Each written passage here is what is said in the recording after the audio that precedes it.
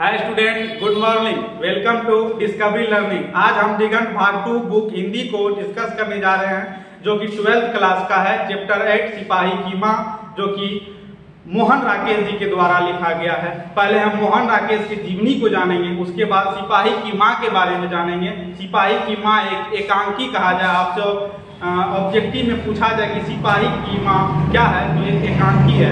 कहाँ से लिया गया है, तो अंडे की छिलके से लिया गया, एक एकांकी से लिया गया है। यह जो है मोहन राकेश जी बहुत बड़े नाटककार थे। दृश्य को एक नाटक के माध्यम से लिखने का प्रयास, समझाने का प्रयास करते थे। इसके द्वारा एक इसका कथन है कि तू हवा और पानी का साथी है, तू हवा और पानी का साथी है, उनके साथ ही जी।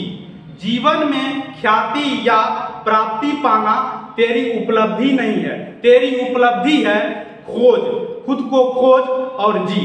ये कहना कथन था किसका? मोहन राकेश जी का। तो पहले हम मोहन राकेश जी के बारे में जानते हैं। मोहन राकेश जी के जीवनी को जानेंगे और उसके द्वारा जो एकांकी लिखा है सिपाही की माँ, उसको जानेंगे। एक सिपाही की माँ की क्या स्थिति होती है जब उसका बेटा जो होता है फौज में होता है, तो वह माँ जो होती है, माँ का क्या ममता होता है, माँ क्या क्या सोचती है ना।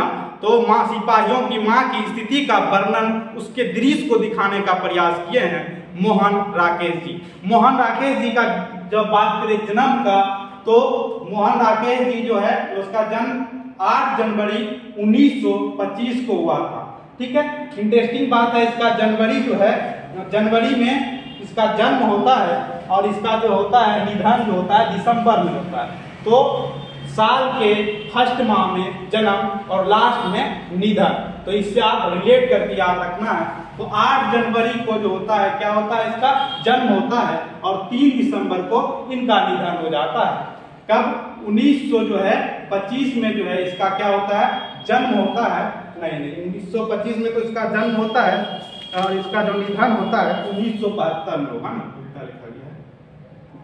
ठीक, महज ये जो है 47 ईयर्स के थे तो इसका निधन हो गया, यानी कि कम एज में इसका निधन हो गया।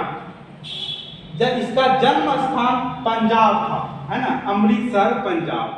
यदि कभी कभी जगह का नाम पूछे तो जंडी वाली गली अमृतसर पंजाब में इनका जन्म हुआ था। किनका? मोहन राकेश जी का। ठीक है, याद रखना है। इस जो है 2 नाम है, एक मोहन एक राकेश। मोहन राकेश, सिपाही की माँ, चैप्टर 8 याद रखिएगा। इसको नाटककार भी कह सकते हैं, बहुत बड़े शिक्षक भी कह सकते हैं। मरणोपरांत या जो है लेखक का ही काम किए, पहले टीचिंग किए। इसके वृत्तियां के बाद में आगे हम बात करते हैं। तो जन्म स्थान कहा था चंडी वाली गली अमृतसर पंजाब। और इनके फादर जो थे वह वकील थे, है ना, पेशे से वह वकील थे।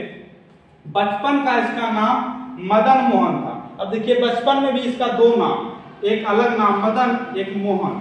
ठीक है, इसी प्रकार जो है बड़ा होने के बाद भी नाम चेंज हो गया, मोहन और राकेश।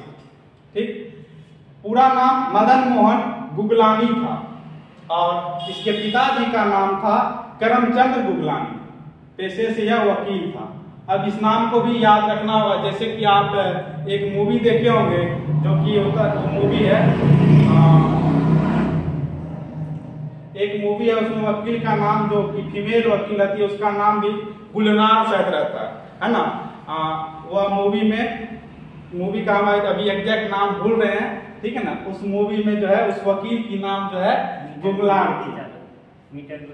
हाँ, मीटर गुल बत्ती चालू इस मूवी का नाम था। उसमें वकील का नाम जो है गुलनाम रहता है, जो कि एक्टर एक्ट्रेस होती है उस मूवी का, नायक नायिका होती है उसी में। इससे आप रिलेट करके याद रख सकते हैं। बात करें इसकी माता का नाम, तो बच्चन कौर इसकी माता का नाम होता है।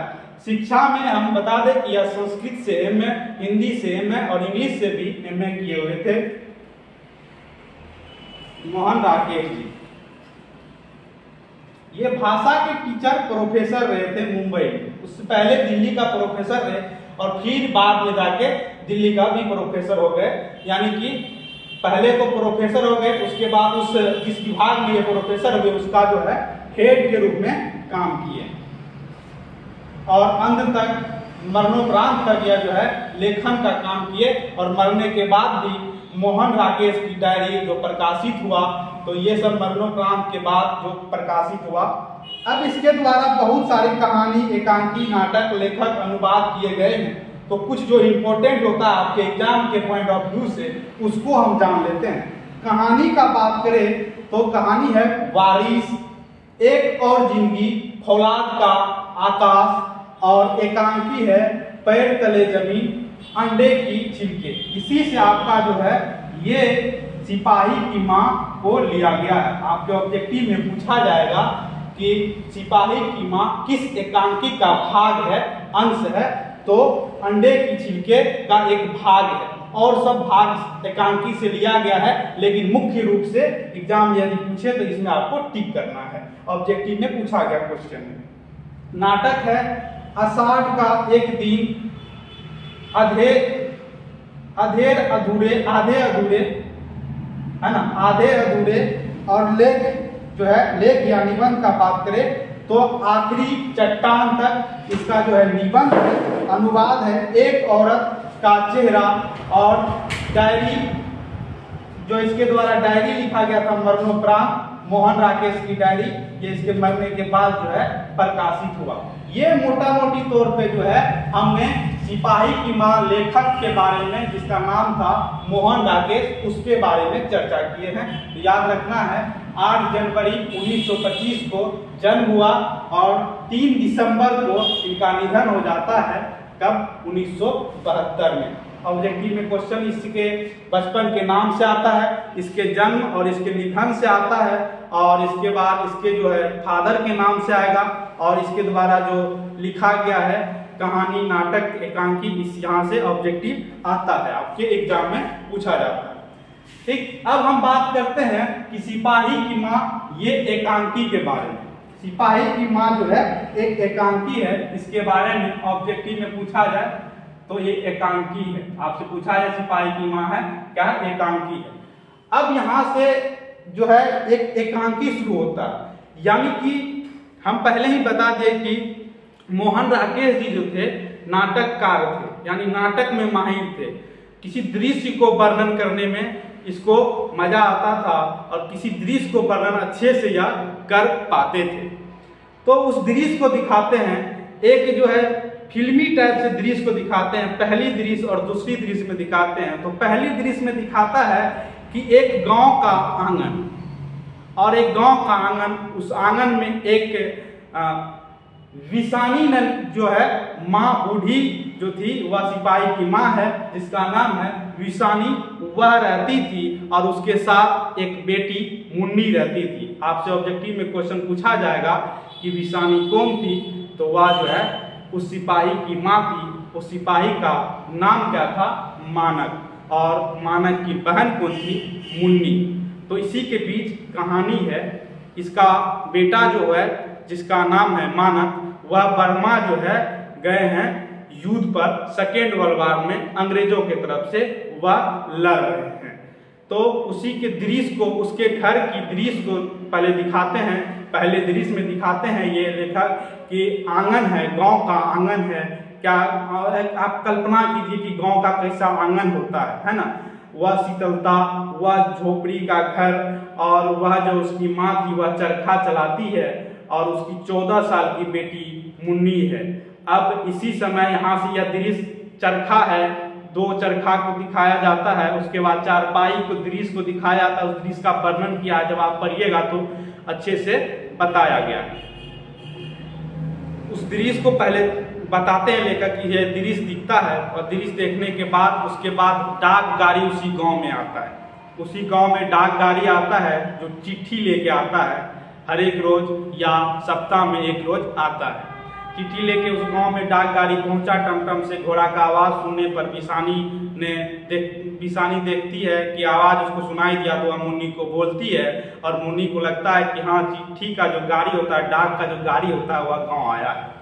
वह दौड़े दौड़े मुन्नी जाती है, और वह जो है सोचती है, ऐसा कल्पना करती है कि मेरे भाई के द्वारा पत्र आया होगा। वह पत्र लेने के लिए जो है वह जाती है डाक गाड़ी के पास, लेकिन फिर उसको निराश ही मिलती है और निराशी के साथ जो है घर आती है। उससे विशानी पूछती है कि क्या हुआ, तो बताती कि आज फिर चिट्ठी नहीं आया।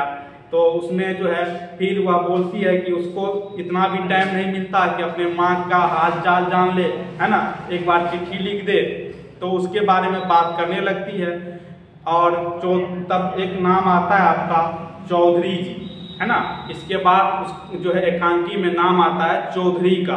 कहते हैं कि मुन्नी चौधरी जी कहते हैं कि बर्मा बहुत दूर है ना।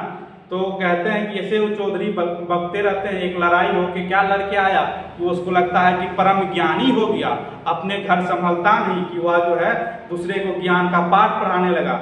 यह भी कहते हैं मुन्नी कहती है कि जो चौधरी जी यह भी कहते थे कि बर्मा का रास्ता जो है रास्ता जाने का नहीं है, हम लोग जल के माध्यम से, हम लोग एयर के माध्यम से, ऊपर के हवाई जहाज से जा सकते हैं। तो बोला कि ऐसे बोलते रहता है चौधरी को, उसको पता है कि नहीं सच बोल रहा है कि झूठ बोल रहा है। वह जो है दृश्य में दिखाया गया, एकांकी में मोहन राकेश जी के द्वारा लिखा गया है, वही हम आपको बता रहे हैं। यहाँ तक दृश्य होता है। इसमें इसके बाद एक नए व्यक्ति का एंट्री होता है जिसका नाम होता है क्या, जिसका नाम होता है कुंती, ठीक है, जिसका नाम होता है कुंती। कुंती कौन थी? कुंती इसकी पड़ोसन है। अब कुंती की बेटी है धन्नो, 13 साल में शादी कर दी धन्नो का। और कुंती आती है, कहती है ये मुन्नी की शादी का कुछ बात चल रहा है कि नहीं, कहीं बात कर रही हो कि नहीं कर रही हो, शादी का एज हो गया है। तो कहती है विशानी कि जब मानक आएगा तब ही शादी होगा, उम्मीद है कि वह 4 महीना और 6 महीने में आ जाएगी, तभी जो है मुन्नी का हाथ पीला होगा और इसकी शादी होगी। तो यह कुंती जो है, कुंती उसकी पड़ोसन बताती है कि अभी से ढूंढा करो, है ना, इसके लिए लड़के देखा करो, कहीं वर को देखा करो, है ना। तो जैसे मानक आएगा तो शादी हो जाएगा। मेरी धन्नु थी 13 वर्ष की, शादी में क्या क्या कठिनाई परेशानी हुआ वह चीज बताता है, कैसे कैसे ढूंढे, कैसे कैसे शादी किए, अपनी धन्नु बेटी के बारे में बताती है कुंती पड़ोसन। ऑब्जेक्टिव में क्वेश्चन पूछा जाएगा कुंती कौन थी, तो पड़ोसन थी, ऑब्जेक्टिव नाम दे देगा इसकी पड़ोसन या किस कहानी का पात्र है, इस तरह से किस एकांकी का पात्र है, इस तरह से पूछा जाएगा। तो पहले चौधरी का एंट्री हुआ इस एकांकी में, उसके बाद कुंती का जो हुआ एंट्री हुआ, दोनों का बातचीत चलने लगा। कहानी में एकांकी में बताता है कि कैसे वो दृश्य को भी दर्शाया जाता है। तो चरखा चलाते रहती है, कुंती आती है और जो है चरखा छोड़ के जो है विशानी कुंती के पास बैठ जाती है, चर्चा करने लगती है उसी बर्मा की लड़ाई पर, वहीं के फौज के बारे में। तो वह भी जो है कुंती भी बोलती है कि चौधरी ये बोलते हैं, चौधरी वो बोलते हैं। तो फिर चौधरी का जो है बुराई होता है, चौधरी के बारे में फिर बताया जाता है। गांव के प्रमुख होते हैं चौधरी के यहाँ पूरा एकदम टीवी लगा रहता है, सर कुमार के यहाँ न्यूज सुनने जाता है, देखने जाता है। ऐसा माना जाता है गांव का जो भी खोज खबर रखता है वह चौधरी जो है दिलाता है, चौधरी बताता है। इसी के क्रम में जो है नए व्यक्ति का एकांकी में एंट्री हो जाता है, जिसका नाम होता है दीनू। दीनू एक कुम्हार होता है, हाथ उसका मिट्टी में सना हुआ। दीनू दौड़ता हुआ, भागता हुआ विशानी के पास आता है और विशानी के पास हाँफते हुए पहुंचता है। विशानी बोलता है कि क्या हुआ, क्यों हाँफ रहे हो, है ना। विशानी पूछती है, दौड़ता हुआ जब आता है तो क्यों हाँफ रहे हो, क्या हुआ। तो बोलता है कि गजब हो गया, ऐसा कभी नहीं देखा है, तुम जाके खुद देख लो क्या हुआ है। तो देखती है 2 लड़की आई हुई है जो कि मॉडर्न टाइप की है ना। देखने में उस कहानी उस एकांकी में वर्णन करता है कि देखने में तो मतलब कि उतना गोरी नहीं है, श्यामली है, लेकिन जो मॉडर्न टाइप की है, एकदम मैडम लगती है, इस टाइप से देखती है। गांव का जो है ये लैंग्वेज होता है, उस तरह से उस एकांकी में दर्शाया गया है। तुम खुद ही देख लो, हम अपने जुबान से क्या बताएं आपको, है ना। वह कुम्हार जो है दीनू कुम्हार, ये आके विशानी को बोलती है। तो जाके बाहर झांक के देखती है, विशानी और कुंती दोनों बात कर रही थी, दोनों देखती है। अब दो है देखने के बाद वह उसको देखती है और देखने के बाद कहती है कि उसके कान में, विशानी के कान में कुंती लगता है क्रिश्चियन जो होते हैं वह औरत को बाहर भेज देते हैं और अपना जेंट्स जो है घर में रहता है, इस तरह से माना जाता है उस एकांकी के माध्यम से।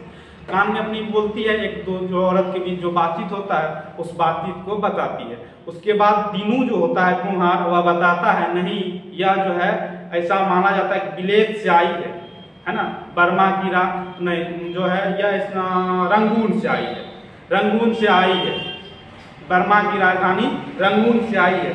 आप याद सुने होंगे कहानी कि मेरे पिया गए हैं रंगून, वहाँ से किए हैं टेलीफोन, है ना। इस तरह की कुछ एक कहानी था पहले, मतलब कि एक सॉन्ग था जो प्रचलित हुआ था, फेमस हुआ था। तो वहीं से जो है आई है, दाल चावल मांग रही है, दाल चावल आटा मांग रही है वह 2 लड़की, सबके घर घर जाके, सबके आंगन जा जाके। अब ये क्या है, वहाँ कहाँ से आई है?